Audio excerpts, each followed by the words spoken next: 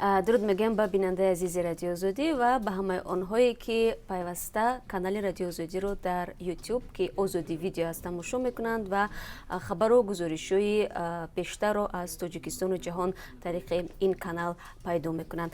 شالوی گلخوجی هستم که بازم در روبروی شما قرار دارم، چون هر روز و در همین ساعت و در همین دقیقه ها من برای شما در چند دقیقه خبرهای تاجیکستان و جهان رو میگویم و طوری شما میدونید بعداً یعنی بعد از 3 ساعت دیگر ساعت 1 به وقت پراگ ما با تفسیر در رابطه با این یا اون خبری که در اینجا من برای شما خواهم گفت صحبت میکنم و البته باز خبر و گزارش‌های دیگری که تا آن لحظه به دست ما خواهد رسید در برنامه خبری پیشنهادی شما می شود و البته شروع می کنم از کشتاری بیرحمانه دختری 5 ساله توجیک در سرپوخوی روسیه.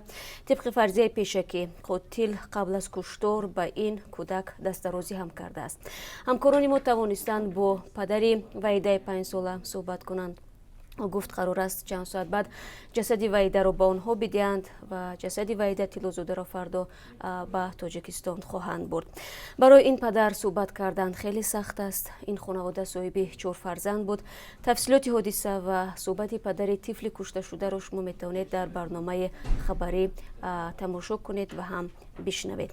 دادگاه عالی تاجیکستان بعضی جزئیات پرونده محیدین کبیری رئیس حزب در تاجیکستان ممنوع نهضت اسلامی را آشکار کرد. نسبت کبیری که از سال 2015 در خارج از کشور به سر میبرد با 18 ماده کودکس جنایی پرونده باز کردند. مرافع پرونده کبیری پشت درهای بسته جریان دارد و تفصیلات را در برنامه برای شما خواهیم گفت.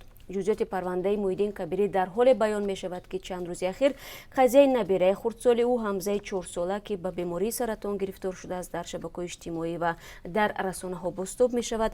مادر حمزه در صحبت با رادیو آزادی گفت که مقامات به آنها وعده دادند که در گرفتن سند نه به آنها کمک خواهند کرد تا اینکه در خارج از کشور حمزه طبابت بگیرد. مقامات تاجیکستان میگویند تیرمای امسال حجم نفقه ها در کشور زیاد می شود. بلوروی پول بازنشستگی با دستور پرزیدنت صورت می گرفته است و تمام نمود نفقه را در بر خواهد گرفت.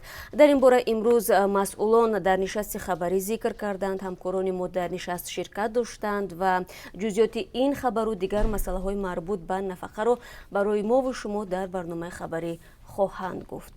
پشیمانی برای بستن پرونده کفایه بوده است. میلیسایی را که در کلوب از سیاح خارجی پول طلب کرده بود زندانی نمی شود. نوار این پولستانی در 2 ماه پیش در شبکه‌های اجتماعی روی یافته سر و صدای زیاد را به بار آورد و بعد این حتی مسئله برخورد مقامات انتظامی با سیاحان در سطح رهبریت کشور بررسی شد. ما در این باره برای شما بیننده عزیز گزارش را پیشنهاد خواهیم کرد.